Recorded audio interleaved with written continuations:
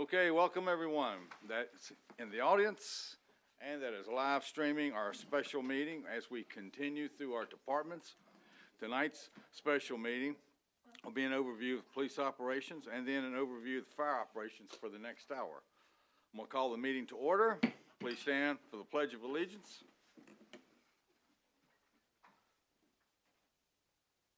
I pledge allegiance to the flag of the United States of America and to the republic for which it stands, one nation, under God, indivisible, with liberty and justice for all. Thank you. Approval of the agenda. Motion to approve. Second? Second. Okay, there's no additions, no deletions? Okay. For this one here. All in favor? Seeing none opposed? Okay, motion carries. The agenda will be approved. It's approved as is. Commissioner Marley is not with us. He will be here later on. Of course, he's at Hope County at his day job, and he'll be here shortly for the next one. So, Chief, it's all you. Okay. So currently we're authorized for 59 sworn officers, and I'm like echoing. Is that weird? It's the way it does it. 59 sworn officers and 11 traffic control officers and 5 civilian employees, including animal control. Our actual staffing is 58 sworn. We have 1 vacant position, but we have somebody currently in the background investigation phase. We expect that to be completed shortly, and that person to start with us in March. We have 9 traffic control officers, and instead of the 11. This is a very difficult position to fill because it's really specific to individuals that are able to work 1 hour in the morning, 1 hour in the afternoon. So most people don't have that flexibility, or they want more hours and more money, obviously. But we do have 9, and we are at full staff with our civilian employees. Organizational breakdown, we have 4 divisions: patrol, special operations, which includes community policing, street crimes task force officers; investigations, which includes detectives, crime scene and evidence, and school resource officers. The responsibilities of each of these divisions: patrol, first, they obviously respond to calls for service; proactive preventive patrol; traffic enforcement and crash investigation; special operations, that's where our community policing events; proactive investigation of local narcotics offenses and other quality of life issues; and large-scale federal investigations connected to the area. Investigations, they conduct follow-up investigations that meet criteria. So most of the cases that are assigned for follow-up are felonies, but there may be some that are not, like if it involves an assault at a school or something like that, something that we feel obligated to investigate. Process crime scenes and maintain the evidence facility. Responsibility of school resource officers. They provide visible, proactive security and law enforcement services on our school campuses. They staff the sporting events and other extracurricular activities to ensure a safe and orderly environment. They assist faculty and staff with safety concerns, conflict resolution, and law-related issues. And then they serve as positive role models and mentors for the students throughout daily interactions and structured programs. We're a very diverse workforce. This is our breakdown. We have 41 male officers, which is 69.4% of the police department. We have 18 female officers. That number has risen significantly over the last year or so. And it seems to be the trend in law enforcement, actually. That's 30%, 30.5% of the police officers. We have 12 African American officers, which tallies 20.3%, 7 Hispanic, 5 Native American, and other ethnicities. We have officers that are fluent in Russian, Spanish, Italian, Arabic, French, Moroccan, English, and Afrikaans. And if you don't know what Afrikaans is, that's South African, the language they speak in South Africa. So that's pretty good. That helps us out. There are very few languages that we deal with on a routine basis that we can't translate ourselves for. So that's very good. Technology, we now have 20 license plate readers. We have the Fusus Real-Time Crime Center cameras. We have access to the intersection and parks and recreation cameras from Fayetteville and obviously our parks and rec. We can see most intersections that have those cameras. Gray Key and Axiom programs, that's the That's the program we use that I reported on previously, that you have to, when you have to download information off a cell phone or a computer, that those programs allow us to dump all of that information. The Tolino Forensic Laptop, that's a special laptop that's used to investigate child pornography cases, and it has a high capacity to download thousands of images. Drones, a bunch of different Intel software that we use, and facial recognition. Right now, we have a big one and a small one. We're looking to upgrade that to purchase a couple more small ones so we can assign them each and train some more drone pilots, so we can have one on each patrol squad.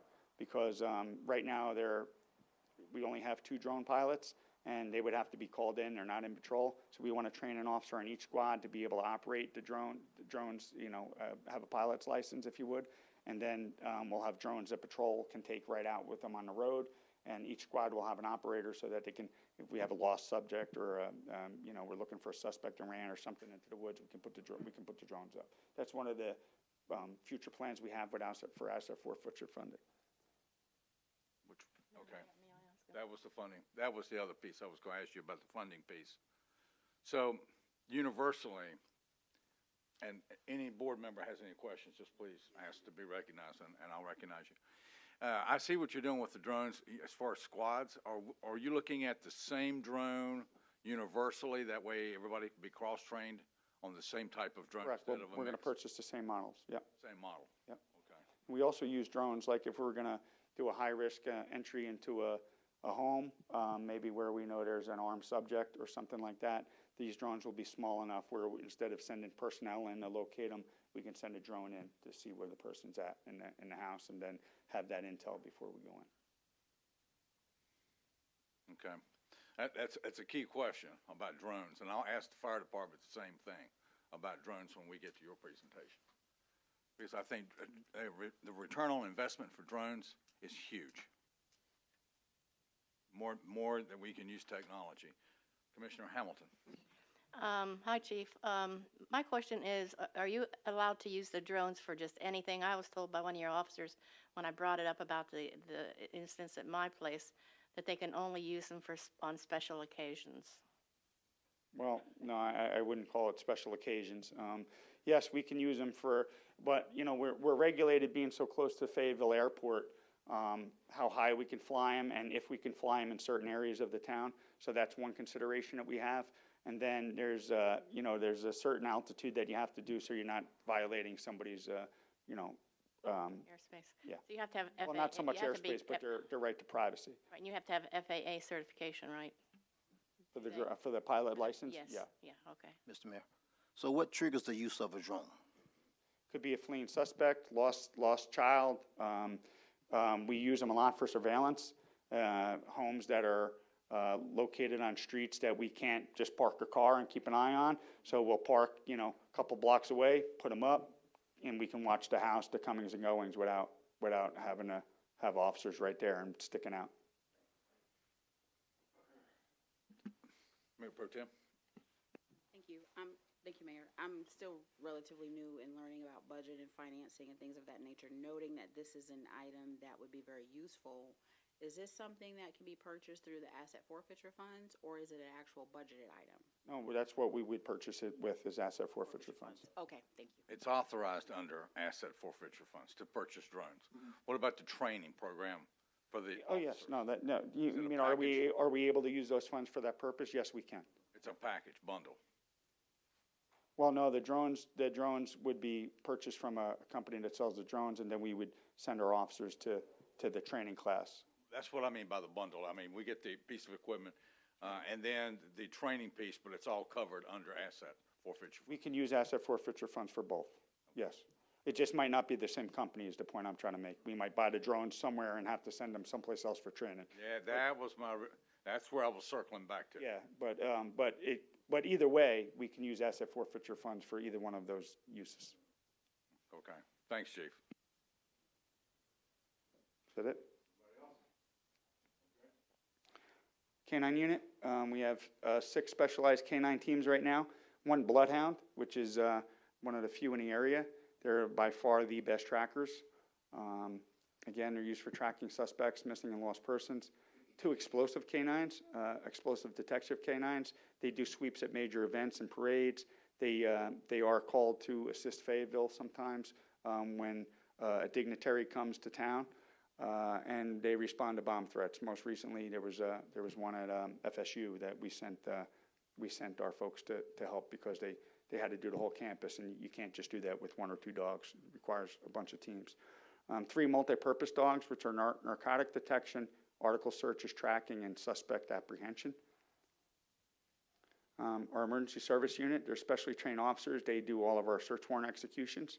They all go to a special SWAT school, if you will, for lack of a better term. Major event, quick response and overwatch responsibilities. So although you may not see them, we have some officers that can respond to any sort of a threat during any of the community events, and they provide overwatch as well. Other high-risk situations like fugitive apprehension, high-risk transports, or dignitary protection if needed. Community policing, we do a lot of community policing. Last year, 2025, we did over 126 events, way up from the years before. Some of them that we do is Shop with a Cop, Breakfast with Badges, Walk with a Cop. Rosie, our mounted unit, which I'll discuss in a little while, she's been a big hit. National Night Out, Bike Rodeo, Safety Presentations, and many other events. We do have an on-staff victim advocate, which is very good for us. Excuse me. She helps victims obtain protective orders, create safety plans, and prepare documentation, filling out forms for compensation and such, inform individuals about resources such as shelters, counseling services, medical care, and social services. She educates the community about victims' rights and available services, and then she does escort some victims to court if they need transportation. Training, we really emphasize the importance of training here. Just this past year, we mandate now that all lieutenants and above attend the West Point Leadership Program. We've had some of us, I think 3 graduated last year. We have 2 graduated at the end of the year. We have 2 in the class right now. After them, we have, I think, 3 or 4 more that need to attend, but they'll be scheduled in the fall class and then the spring class until we get it accomplished. The sergeants everybody's enrolled now in the League of Municipalities Supervisor Training Program. It's all online. They can do that right from their desk while they're working, or their laptops. That's about a 12-month program. Not every day. It's a class a week or a class a month or something that they have to complete. But that will parlay itself into we want to get accredited by the League of Municipalities, and that will entail a certain amount of training, certain things we need to do here, policies and procedures that are up to their standards. They take a look at all that stuff. So we are actually Thursday and Friday training more of our officers with the Fayetteville Police Department in civil disturbance response training. Some of our department went last year, and now Fayetteville is providing us a couple more dates to classroom and practical. Job-specific training, and that's just exactly what it says. If you're in detectives, you receive investigative training. In patrol, you might go to radar and alco intox or something like that. Emphasis on officers obtaining their intermediate and advanced certifications from the state of North Carolina. We were able to get our officers 11 certified over the last 6 months, and we have more still pending. And that they have to meet certain qualifications to get certain years of experience plus training or college education to obtain a certain amount of points to be awarded the intermediate and advanced. And this is the most we've ever had, which is good. Better trained, less liability. We do. Chief, hold up, back up, please. Whoever's got yeah, there we go. Let's not ask too many technical questions, Mayor. Just keep it drone related. Talk about the West Point Leadership Program, and then the rest of it, how is it funded? Or what are the funding options for it? Yeah, League of Municipalities is free. The training that Fayetteville helps us out with is free. Most of the job-specific training is free, based out of community colleges. Or we do sometimes pay some people to go to, not pay the people to go, but pay for people to go to training. But that's rare. We do have a training budget, but the majority of our training is, I would say, is free, except for per diem. Like if they're out of town, we got to pay for lunch or something like that. And the West Point Leadership Program, that's $750 per person that we send. But it's a 4 or 5 month program, 1 day a week. It's intense. It's a lot of work, a lot of tests, 3 or 4 in-depth tests, and really it's practicals. So they teach you how to respond. They give you a scenario, not a police scenario where you're responding to a crime, but an internal scenario where you have to. It's always a complete nightmare, and you have to kind of resolve it in the best way you can. With training and making sure everybody's addressed throughout the scenario. The West Point, I'm sorry. No, go ahead. The West Point Leadership Training, now where is that at? When you say West Point, when you tell me West Point, I'm military, so I'm thinking West Point. Well, it is from the military. There's only 3 states that offer it: New Jersey, North Carolina, and California. But it changes locations right now. Durham right now. Okay. And then the last class was in Greensboro, and then I guess the next one will be in Greensboro, and then back to Durham. So Okay, but it is in North Carolina, correct? Yes, Oh yeah, yes sir, yeah. And the officers drive. They don't stay. They drive. One other question, Mr. Mayor. And I think this question came up one time before, cost effectiveness. If you sort of had the trainer come here and do a training as opposed to the trainer going there. Well, we do hold some training classes here. We are exploring doing that more frequently. But Methodist University that does that West Point Leadership Program, they kind of have their niche with those places already. But I have reached out to the Southern Police Institute, which is another very good training program, to see if they would be willing to host a class here. And they told me to call back in March to see what their August schedule would look like if they have classes after August. Good to go? We do participate, I'm sorry? We do participate in the Southeastern North Carolina Violent Crime Task Force. It's comprised of those agencies: Hope Mills, Fayetteville, Spring Lake, Lumberton, Pembroke, St. Paul's, Maxton, Parkton, and Red Springs, the North Carolina SBI, North Carolina ALE, the Drug Enforcement Administration, the FBI, and the United States Marshal Service. We conduct operations in each municipality focusing on combating violent crime, narcotic offenses, and weapons violations through proactive policing and targeted enforcement. Since 2020, when we started the task force, we've filed 761 criminal and/or motor vehicle charges, seized large quantities of illegal narcotics, seized $311,000 in currency, and took 138 firearms off the street. We just did a detail here last week in Hope Mills, so it rotates. We do 2 a month, and each municipality gets their turn in the barrel. We just did one here in Hope Mills last week, and we filed a lot of charges. So I guess we probably had, 25 officers or so from various agencies, and our officers out there just looking to, address those offenses. Chief, is this the task force that generates forfeiture funds? Well, it could, but it's not the task force officers. I think there's let me see if there's a slide on task force officers. No. Task force officers are under, it is in those, the update to the strategic plan that you folks got. Did you get it? You should be, yeah, okay. So yes, those task force officers, they're assigned to those agencies. They still work out of here. They have office space here, but they're assigned to those federal agencies. That's what generates the majority of the asset forfeiture funds funding. How many task force officers do we have? Right now, we have one with the FBI. We have one with the DEA, one with the ATF, and one with Fayetteville PD, and then the United States Marshal Service just contacted us and wants us to have one with them as well. The Federal Marshal Service. Yes, sir. So, I'm trying to understand how they work, how they function. So they're primarily, they work, well, I can't say they work independently.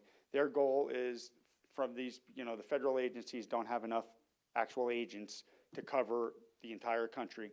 So they swear in officers, they have to go through a background check and everything. They get federal credentials and they have federal authority, and they're considered task force officers. And they're primarily whatever location they're stationed out of. So here they're in Cumberland County. It's their job to try to generate cases that are connected to Cumberland County. Either they start here, or they end here, or they have some sort of involvement here in not just Hope Mills, but all of Cumberland County. But the good thing about that is they don't have to worry about jurisdiction. So if it starts here and it goes to California, for say, they can go to California to follow up on it. And same thing, if it comes from California and comes here, then they have the authority to do that. Federal government covers the bill. Like if we send anybody anywhere, they pay for their meals, their lodging, their airfare, whatever. We don't cover any of that. We only get rewards, asset forfeiture, and they also cover up to $20,000 in overtime per year for each officer. But they don't cover their salaries, their base salaries. No, we cover the base salary. Okay. But we get a lot more in return than their base salaries are worth, because they bring resources here to Hope Mills that we wouldn't be able to leverage, on our own. Manpower, specialty equipment, we wouldn't be able to conduct large-scale investigations without the federal resources. So these four, I think it's 4 officers, right? I think you named 4. 4 or 5, yeah. Yeah. So they work in concert with a task force, which is that task force, is the office for each one of them housed here, or is it housed in a different location? Well, Do they? they're not connected to this. Those agencies participate with this task force, but they're not part of this task force. They're task force officers with those independent federal agencies. Yes, they're officed here. The FBI TFO has an office in Fayetteville where the FBI's office is, but the DEA guy is housed here. Technically, the ATF guy is housed here. Federal marshals will be working out of here as well. So their full-time job is task force, and they're not patrol, or? Well, they're not patrol. No, they're not patrol. They work out of our Special Operations Division. So, but they do investigate cases like the Federal Marshals Task Force. She'll still handle all of our child connected cases and stuff like that here. So she splits her time. Most of them split their time. Okay. Mr. Mayor? Yes. Thank you, Mayor. Chief, I just have a question. When you talk about violent crimes, as far as a task force goes, I mean, I don't know what they consider violent crimes. When they go after somebody, I mean, you can't just go in somebody's house, they're sitting there smoking dope, and call that a violent crime. No, that's not Unless violent they're shooting at somebody, or shootings, definition of homicides, that? shootings, homicides, armed robberies, those kind of things. So if one of the municipalities is getting hit with a bunch of armed robberies at gas stations and it's their turn, then we focus on gas stations. If they're having a large drug problem at hotels, then we focus on the hotels. When we did the detail in Maxton 2 months ago, they were looking for a person that shot and killed a 15-year-old person, and in a half an hour of the task force being there, we had him in custody. Okay, thank you, Chief. One last one, Chief, about the task force officers. Do they count in your current authorized 49 sworn? 59, yes, sir. Okay. So that's where the 4 or 5, they count within that? Yes, sir. Okay. All right. That 59 sworn is everything: patrol, Yeah. detectives, community policing, anything SROs. That's I just wanted to make sure that we didn't have a separate authorization. Okay. They're all included. Okay. unless you want to give me some. No. Thank you. Budget's coming, Chief. All right. All right. Quality of life issues, these are the three main things that we're dealing with. All-terrain vehicles, homelessness, and panhandling, and target shooting. Now, they all present certain challenges for us, difficult for us. All-terrain vehicles we don't pursue, so they know that. We can't, it's too dangerous. So if they're in the roads, we try to stop them. If they don't stop, they go off-road, and then we terminate the pursuit. Sometimes we're fortunate enough to identify where they come from, and we can follow up that way. It's very difficult, but we do try. Homelessness and panhandling, and I want to make sure that we know that they're two separately distinct things. Homelessness are people that are down on their luck and don't have a place to stay. And panhandling, they could be homeless, but they're the ones that are begging money in the street in the middle of the intersections and some of the stores and stuff like that. So what we did is we've been combating that, and if you've noticed, or maybe over the last month you haven't seen it as much of that. So we have a initiative where the first offense we hand them our copy of our ordinance. We offer them access to resources. So we're not just leaving them there with no hope. We try to get them, we'll take them to a shelter, we'll give them information on resources, and we give them a warning. If they come back to the same location and they're panhandling, then they get charged. Mr. Mayor, Chief, I want to commend you all with the panhandling. I think when we gave it more teeth last time I was in office, it made a big difference. And I get complaints and calls all the time to see Mr. I said, hold up, give them time, they will fix the problem. It's one of the reasons why we don't have a major panhandling problem, because y'all are aggressively pursuing it. So thank you very much in your department. Yes, sir. And then target shooting. This is near and dear to some board members, but the problem we have in a lot of locations is that the county allows you to shoot, as long as you're not within a certain distance of a home. Here in Hope Mills, you can't discharge a firearm. You can be charged with discharging a firearm in city limits. However, in the county, you can. So a lot of times the county property is very close to town property. And therefore, even if you catch the people, it doesn't really matter because they're permitted to do it. So, and that's the issues that we deal with on a regular basis. Now, they may come into Hope Mills, shoot, and then go back to the county. It's just, we're trying, we're making use of cameras. We respond right away. We've walked the area. We located where we think the majority of the shooting is coming. That was the county. Not to say that it doesn't happen in Hope Mills sometimes. I spoke to Commissioner Hamilton about some strategies we might be able to deploy soon, but it's labor intensive. We can't stick officers in one spot every day around the clock in hopes of catching people that are shooting targets. They're not shooting at each other or hurting people, so we actually have to prioritize our resources. It's not for lack of trying, it's just that we don't, it's difficult because a lot of it's connected to the county. Chief, Go ahead, Ms. Hamilton. is this target shooting, is it in certain locations? It's not all over the town? No, sir. Primarily, most of our calls are in the area of Ms. Hamilton's So it's neighborhood. centralized? Most of them, yes.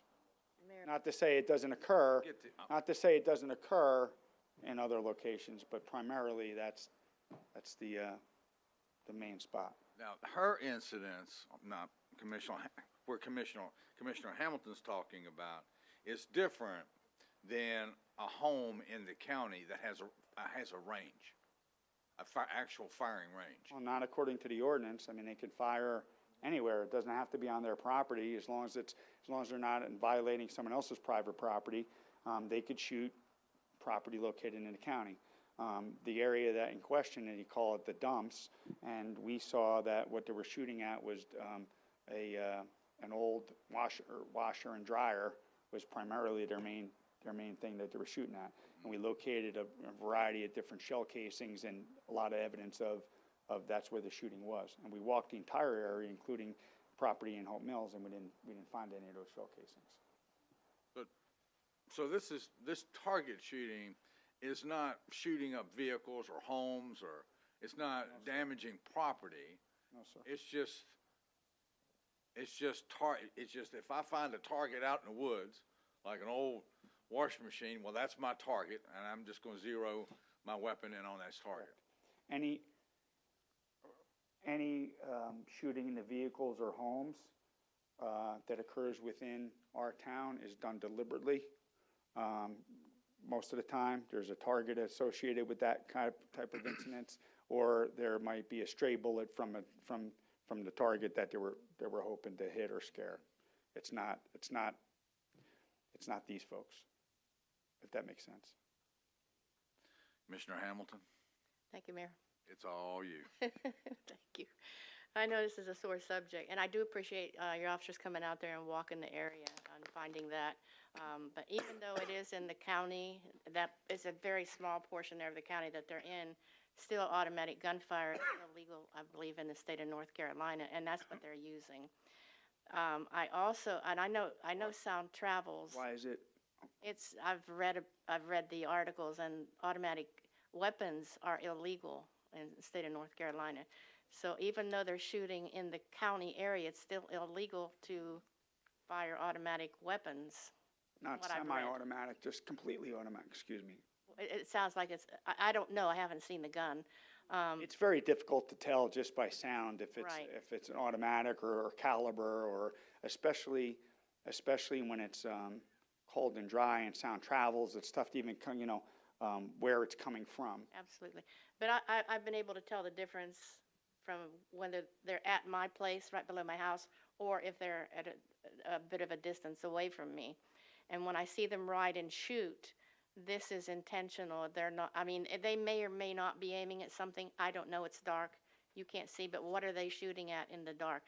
Those are the questions. So we don't know if they're shooting at people. We don't know if they're shooting at houses. We don't know what they're doing. We don't know what kind of weapons they have. Well, we haven't gotten any reports of homeowners saying that their houses were hit. Right. Correct me if I'm wrong, right? We haven't gotten any of those. So I don't think they're shooting on houses. Now, whether they're shooting in the air or at trees or whatever You can't targets they tell, have out there, yeah. we can't tell. But we have not gotten any reports of those folks shooting in houses. And I think when we did the measurements, the closest house to the area where we found they were shooting was at 1,184 feet, Right. And which that's is in compliance with the county ordinance. It is, yes. Okay. I just want to kind of clear that up. We don't know what kind of weapons they have, whether they're illegal weapons, whether there's other issues involved with these. They're young people down there, because I can hear them. So there's a combination of factors that I believe is extremely dangerous to the community.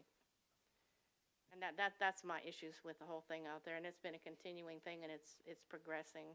I don't disagree that it's frustrating. I don't disagree that it has the potential to be dangerous. It's just very difficult to police. Right. A, because a lot of it's permitted in the county. B, because of the area it is, our vehicles don't go there.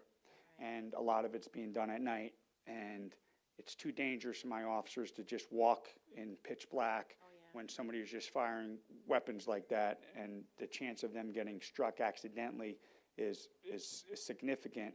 And now, don't get me wrong, my officers would be willing to put themselves in harm's way if somebody was getting hurt or something like that, but not just for this type of activity.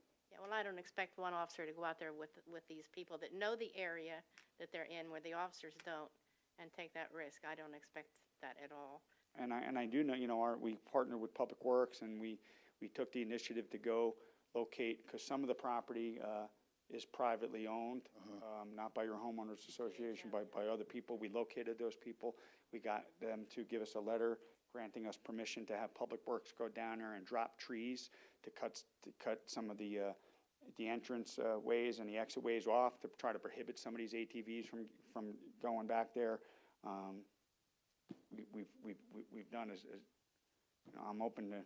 And you Your have, suggestions, and like I said, I do It's appreciate. just it's frustrating for us too, because we keep responding there, and it's very difficult to take care of. I understand. All right, thanks, Chief. Appreciate Mr. Mayor, Go ahead. question. The property owners, now, we had the same problem, you probably recall, a couple years ago out behind South Main. But it was private property, belonged to a county guy.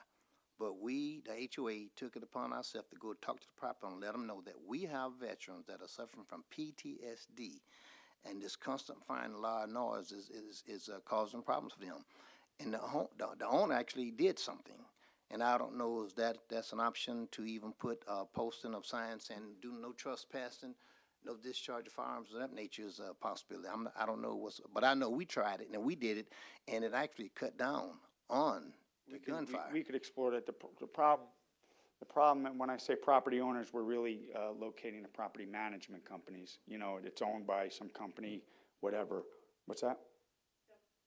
It's owned by GHM. Yeah, And we then, have so put no trespassing signs up. We put a Yeah. $4,000 barrier down there Yeah. because they moved the other one, so we put that in. we have cameras and, Flock Yeah. cameras down there, so we've done everything we can. It's just not deterring them. They ride in front of the cameras. They shoot while the police officers are sitting there because they know the police officers are not gonna go up there, and I don't blame I'm not saying the police officers should, but I'm saying they know that, and so they use that to their advantage in the area. And they know the area. And the police officers don't know the area, so it's not fair for the police officers to take that risk to go up there in the woods after these individuals. So those are the other things that we just talked about a little bit ago, some alternate suggestions. So what options do you think are left to deter this Well, activity? my opinion, of course, I'm not a police officer or anything, but just from my experience being out there and seeing what's going on, in order for these people to be caught, my opinion is the police officers or a task force can be created. I don't know how they do that, to sit there before it gets dark. Well, some other stuff too that I won't mention, but to be able to go up there and sit there prior to it getting dark, and when they come out that's when you can get them. Surround them, whatever they need. Like I said, I'm not a police officer, but they need to be prepared, the officers. And I think that because they are, from what I can hear, young people, I don't think they're gonna resist the police officers if they're in force out there in the woods.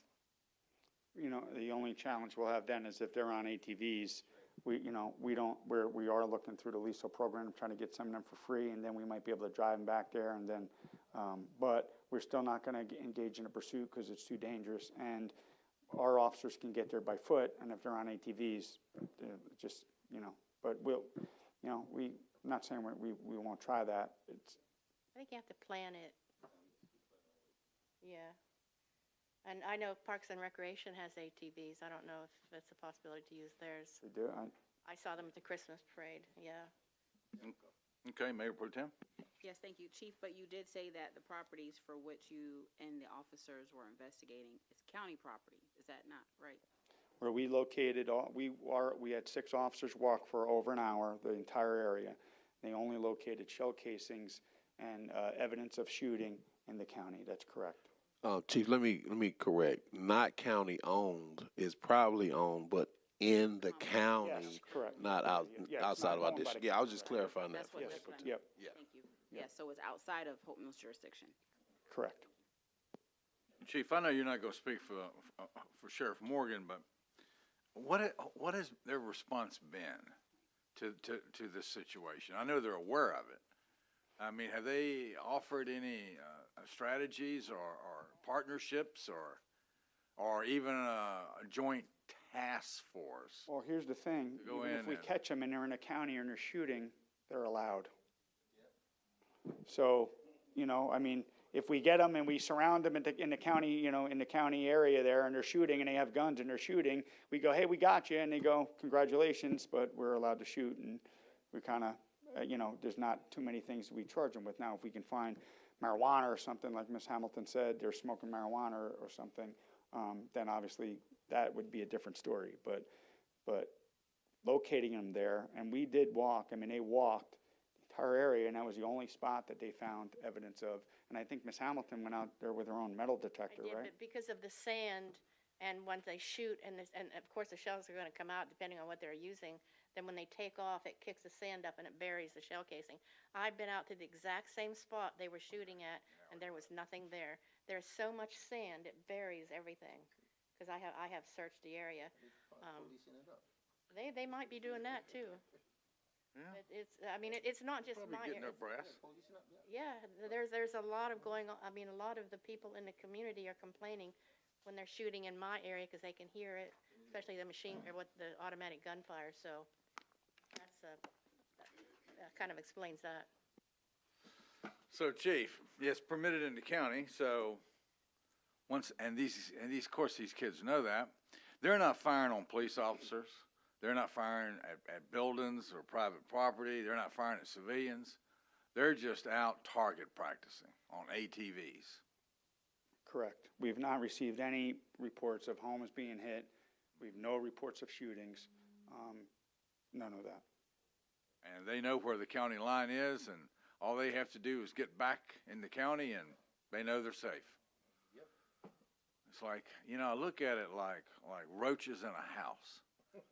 The floor being the town of Hope Mills, and the walls being the county. You find a bunch of roaches on the floor, and you go grab a can of Raid.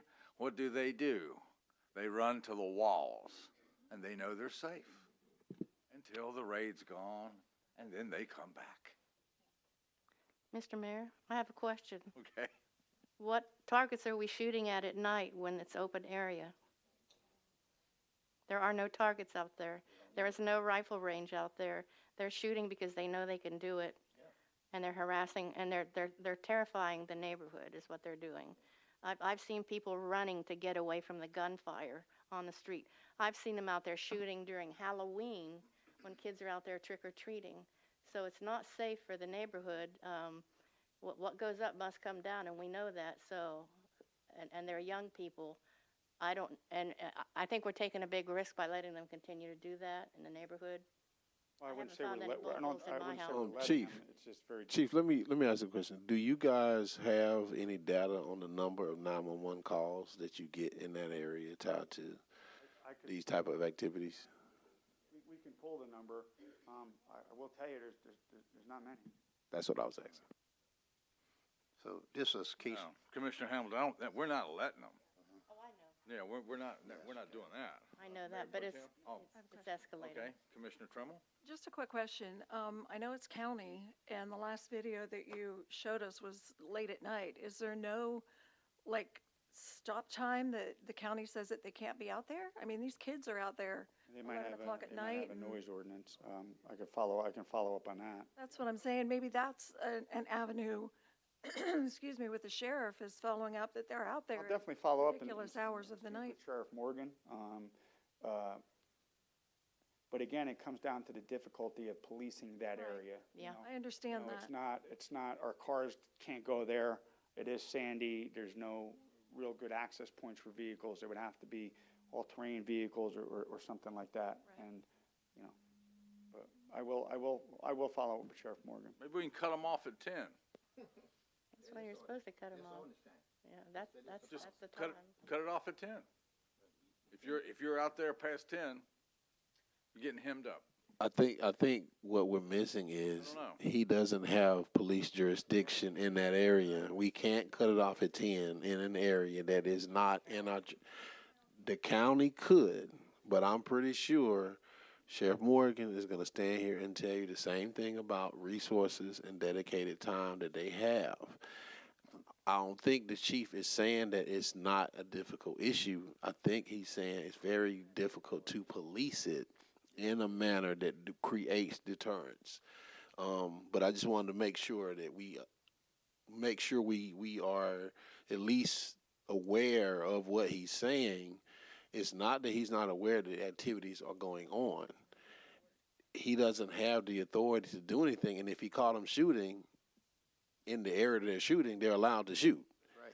So I'm not sure what our officers would be doing if we put that kind of time and dedication towards something that's technically not a crime in the area that they're actually doing the activities. Mr. Mayor, I'm gonna say this, I think we should move on. Okay, But, yeah. I'm telling y'all from experience, I went through it with county as the president of HOA. And they told us exactly, we cannot enforce it, and by the time we get there, they'll stop shooting and they'll moved on. And really, we took it upon ourselves to try to address it, of course, and it stopped it for a while. But a couple months later, matter of fact, I have I woke up around 4th of July. I thought I was back in damn Iraq.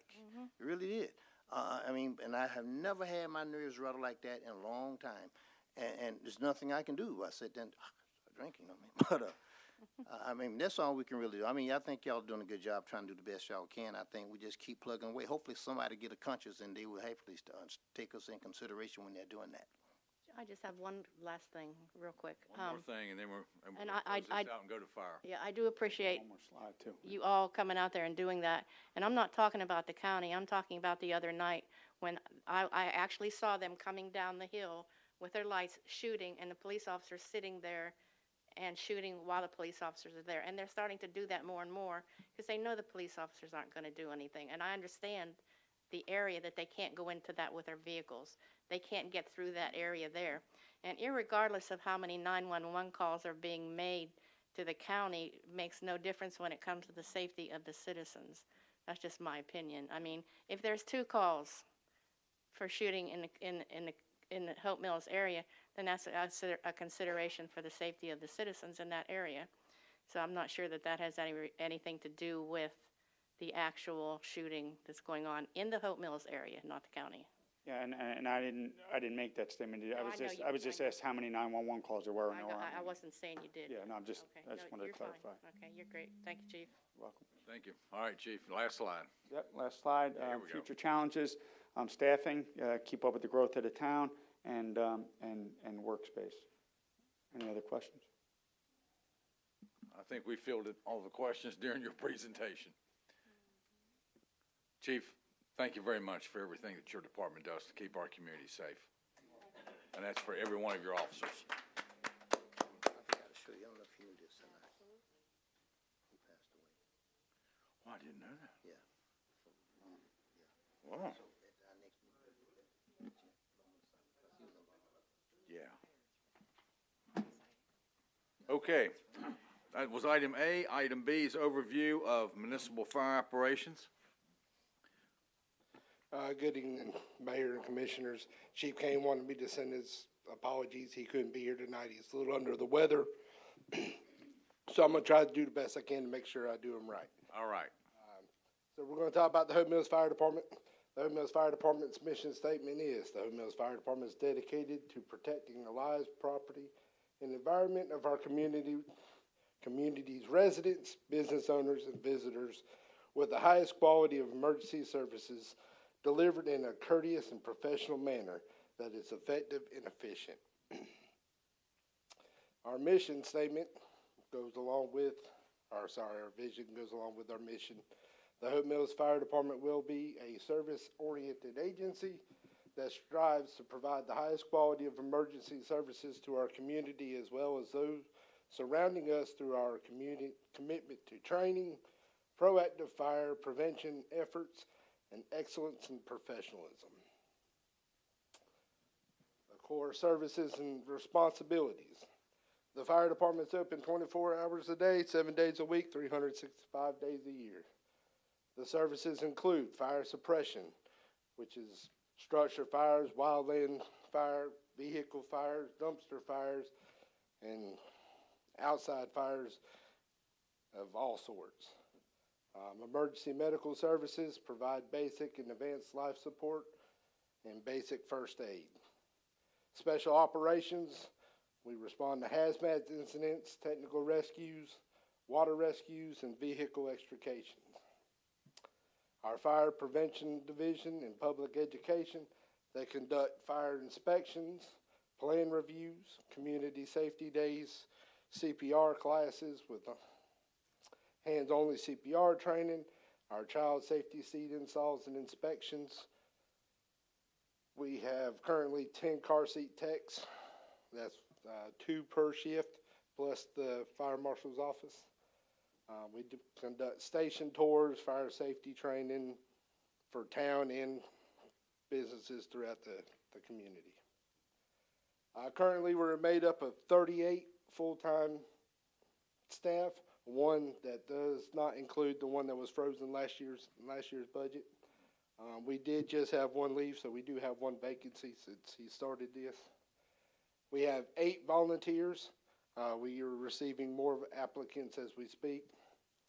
The department operates a three-shift system, A, B, and C, with 11 personnel per shift. This will equate to 2 engine companies, a ladder company, and squad company that's in service at all times.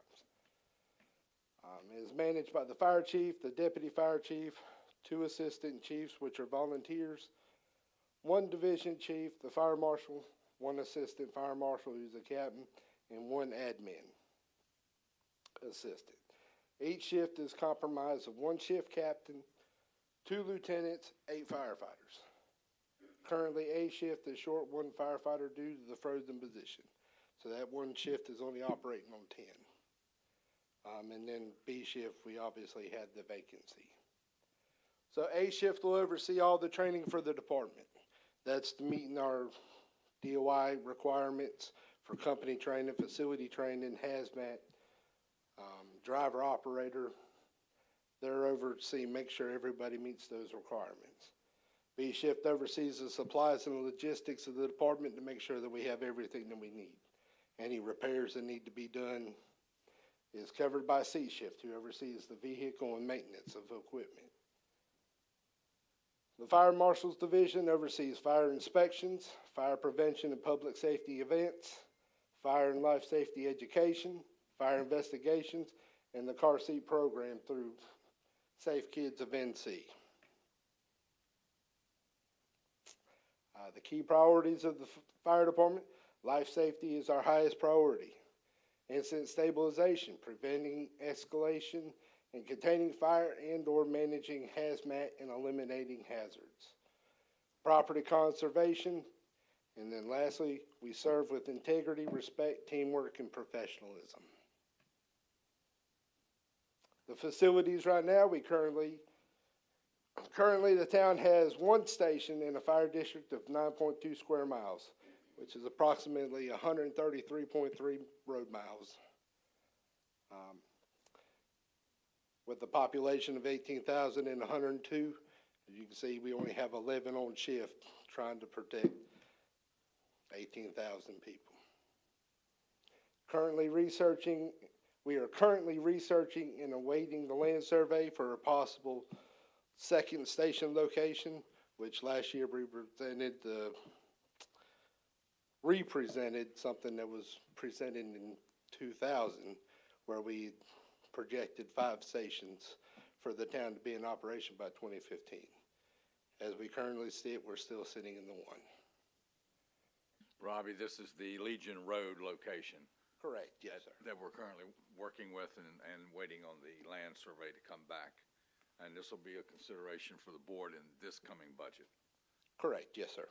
Even though the next budget, the current budget, we have, last year's budget had 100,000 set aside to look at the study of this substation on Legion Road. So I just kind of wanted to bring the new board up to date of what was funded last year.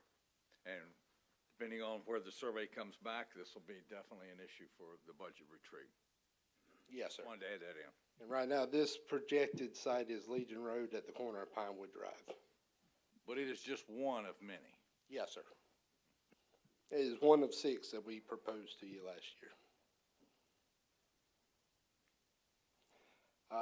Last year, as you can see here, here's one of our reports out of our RMS system.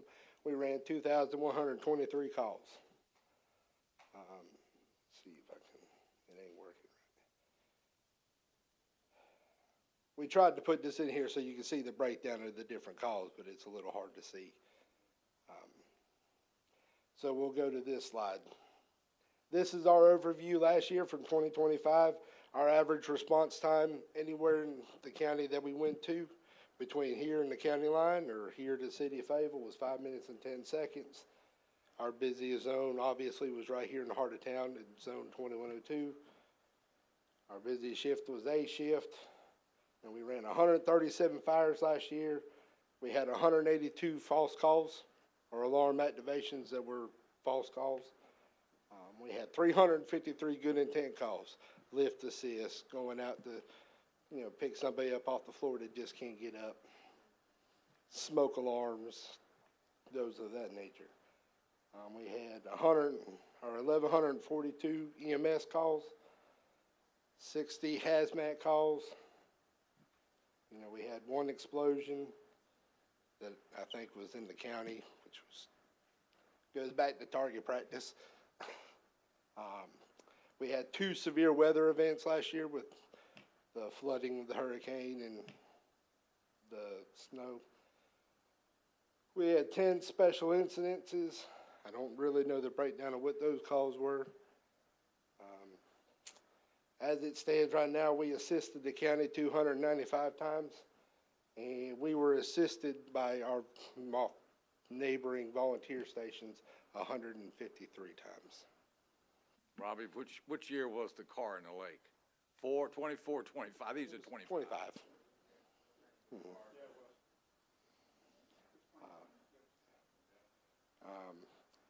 We conducted 26 station tours. We interacted with 17,985 children. We interacted with 13,200 adults. And we conducted 188 fire inspections within the town. We installed 30 car seats. We participated in 86 events in the community. And we installed 21 smoke alarms. Now, that data is not 100% accurate because we found with the program that we use with the county, the GIS department has labeled it wrong, so it didn't show up where it should have. They're correcting that as we talk, so. As you see, this is the breakdown of where we're sitting at this year so far. We're at 275 calls as of this morning. I want to say coming down here, we're at about 280 calls now for the year. Last month we ran 192 calls. As it stands right now, fire is our second busiest, our second highest call volume at 14%, and medical calls being our number one call volume at 47%. You have any questions for me? Commissioner Trimble. Go. You didn't? Mayor Pro Tem. Thank you, Mayor. Out of curiosity, the volunteers, what type of training do they go through, and do they ever become placed in the positions that are open since they've already experienced the training, worked with the team? All the volunteers, when they come in, will go through a 90-day packet, which is a basic teaching you what a Halligan tool is, a pike pole, how to operate them. They will go through that. They have 6 months to complete that in. But they also go through the same training at the college that all our paid firefighters are going through. So out of the 8 that we have, 7 are currently certified firefighter 1 and 2 for the state of North Carolina. As far as them filling the positions in the department, we have some that they have filled our ranks, but majority of what we have, they just like volunteering.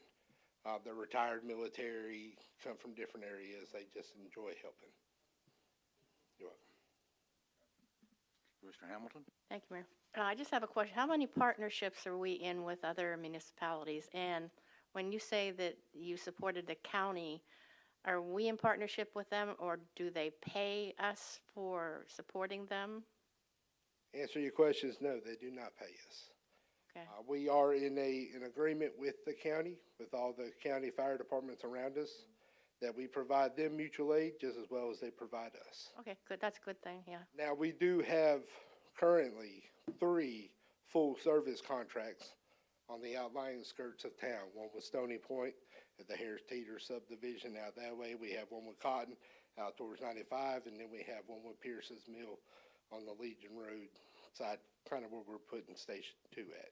Yeah, I had heard that there was contracts out there, and that's why I was asking how that worked, because I wasn't sure. Geographically, we work on an AVL system, so closest unit, it don't matter what department you're from. If you're riding down the street and your truck is equipped to handle the call that's dispatched, that truck will get dispatched to it. Okay. So we could be driving down County Line Road coming back from a call with Graves Creek, and a chest pain call comes out, that truck's gonna get dispatched to handle that call. Okay, great. Sounds good. Thank you. You're welcome. Okay, anything else? Mike? Robbie, you guys have any drones? We do have 2 dated drones. They're dated, they need to be replaced. Okay, And we are in the process of getting certified drone pilots as well. okay. Oh, that was my next question was, do you have personnel that's trained to operate? We have 2 that are certified, but we're in the process of getting more. And could you possibly use the same type of drones the police department would use? Yes. Okay, so that's kind of where I was looking at was drones for not only one department, both departments, and that would really have a lot of cross-training between personnel to operate the same type drone. Yes, sir. Would that work for you? Yes, sir, it would. Okay. All right. What's the benefit that you guys see by using drones in fire operations? Well, you have infrared lenses and cameras on these things, so when you can have a high overview and you can find hot spots, that could help kind of direct personnel where they need to put fires. We use it sometimes, being a volunteer in Grays Creek, we'll throw up the drone, we can see where the fire's heading, kind of give us an idea to cut it off. Much like PD, missing people, persons, trying to find the heat spots, and you can track things of that nature, so. Okay. All right. The reason I asked not only your department, but fire department too, is because we have a lot of emerging technology, and this is nothing new. It's just, it's very costly, but the return on the investment is huge for the operations that are using drones. Correct. With the life-saving measures. Well, much like PD and our stuff, anything they attach a NFPA standard to, it drives the price through the roof about 3 times what you would normally pay. Yeah. Just reminds me last year, Robbie, of all the radio purchases. Yes, sir. It reminds me of that. 1 year, they're here, and then by the time we get them, that technology's They're gone. already dated, yes, sir. They're already dated. And then to replace them, it's costing twice to replace the radio that we just got. Yes, sir. And we went through that, last year, or year before last, 24, I think. Yes, sir. 24 going into 25. And that was a huge endeavor, not only for your fire department, because of the dated radios. Okay, anything else from the board? Nothing? Okay, have a motion to adjourn? Second, all in favor? We are adjourned until 7. Thank you very much.